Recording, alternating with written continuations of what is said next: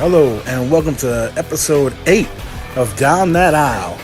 So I decided this is going to be the first theme of this type this week where it was used and then reused for someone else. And I liked it I can get into it with both people.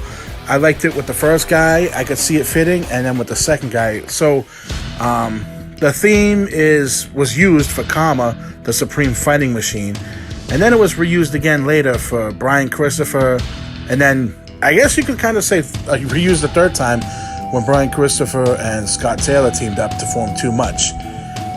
This is before they became Too Cool, but with Karma, it's funny because this theme, when I hear this theme, I do think of kind of like an 80s fight movie. That's the feel I get, like on a beach and a guy shadow boxing. I don't know why these images pop into my head, but they always have.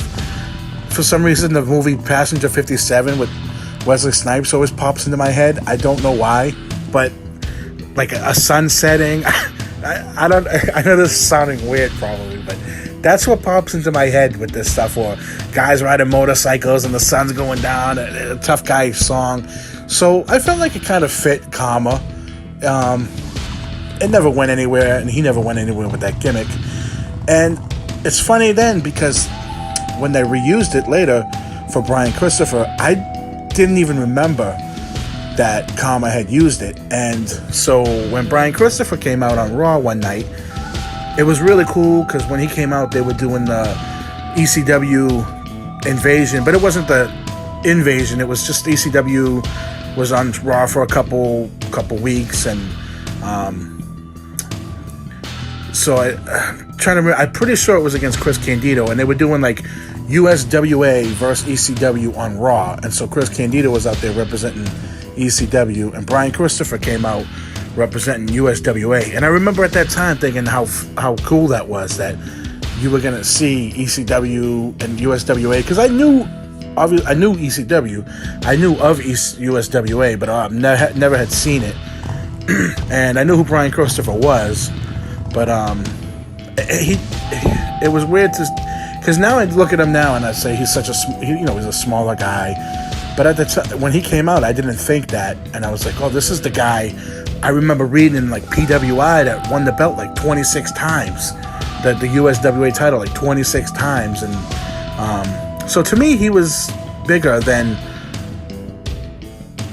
what I ended up what he ended up becoming. I thought he was a bigger star, but I thought he had when he came out, I thought he had that cool strut, and he was, I just thought this song really fit him.